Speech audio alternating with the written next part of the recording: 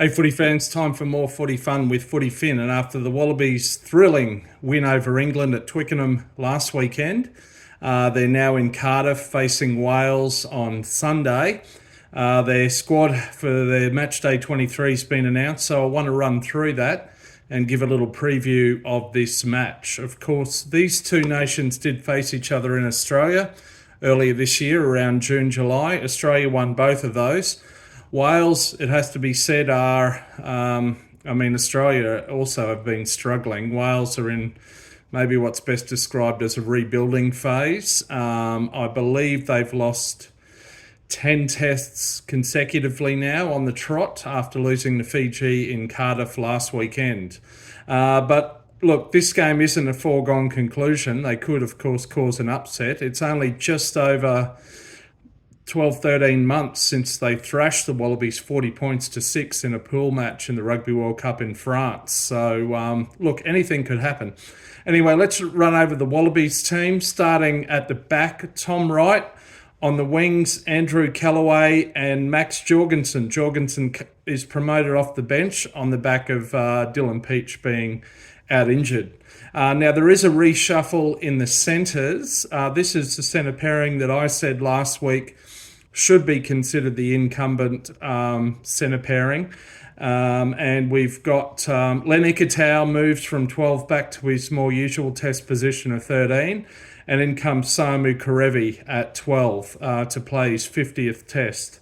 Of course, Kerevi hasn't played. He's been playing in Japan, so he hasn't played for the Wallabies since that fateful Rugby World Cup just over a year ago in France.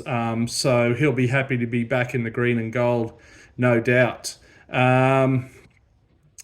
And then in the halves, so Nick White comes back in now. The revolving door continues. Nick White comes in. Jake Gordon is demoted. Noah Lolesio is starting fly half once again. So these two have played in the halves in the Brumbies in previous years up until when Nick White shifted to the Force, I think, for the start of the 2024 Super Rugby season. A reshuffle in the back row. So injury, I think a head knock to skipper Harry Wilson sees Rob Valentini slip from 6 back to 8 at the back of the scrum. He's also playing his 50th test like Kerevi. Seru Uru comes in at blindside breakaway number 6 from the West Bulldogs in Brisbane, Queensland, and the Queensland Reds. He's only played one test. That was in one of those losses to South Africa.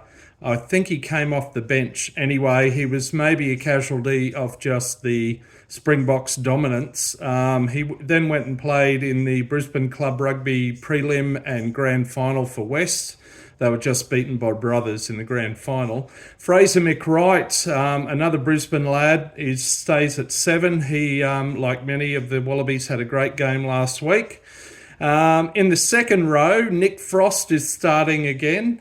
But Will Skelton comes back in. So Skelton hasn't played since game 1, pool match 1 of Rugby World Cup last year when he was captain, and that was a win over Georgia. Everything was okay up until that point.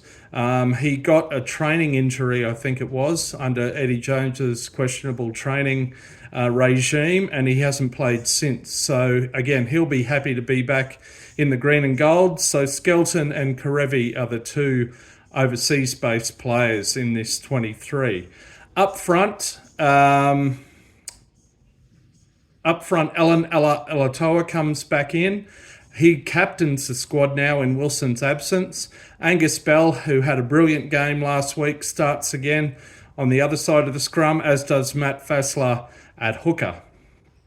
And then on the bench, Brendan Painga Amosa once again, James Slipper once again, and Zane Nongor comes in.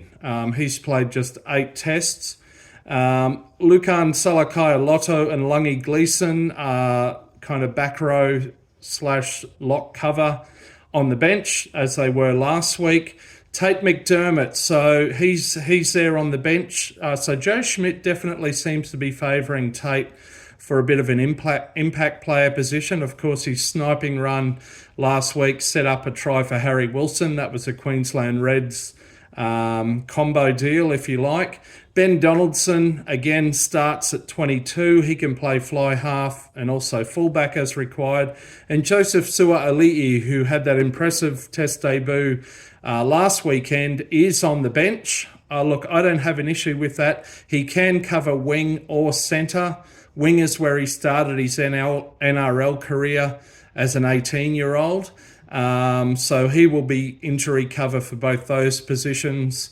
Look, this is a long enough tour, 4 straight matches against the 4 home unions, not a break in between. Of course, in the Rugby Championship, the teams played 2 games consecutively, then they have a week off. This is different. This is quite a grueling tour over the course of a month. So, look, and we want to see where Kerevi's at, having been out of the Wallabies for over a year. So anyway, I don't have an issue with that. Su'a-Ali'i will no doubt get on the pitch at some point and should have some kind of impact, you would think.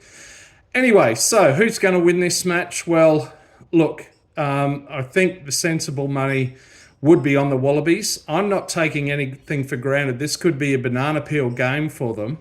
Look, and I would say for this tour, the Wallabies have 3 remaining games while Scotland Island. I think they really need to win at least 2 of those to come away from this tour with that feeling that they're building towards something. It would be brilliant if they could break into the top 6 in world rankings in that period, and I think that is possible, mathematically at least. But let's see. Let's hope for a competitive game. Always great playing in Cardiff against the Welsh. Great crowd atmosphere. And anyway, looking forward to it. Love these autumn rugby internationals. New Zealand versus France should be a cracker of a game as well. Ireland narrowly beat Argentina in Dublin last night. That one came down to the wire. But yeah, I'm loving this. So anyway, till next time, you might catch me at the back of a rolling mall. See ya.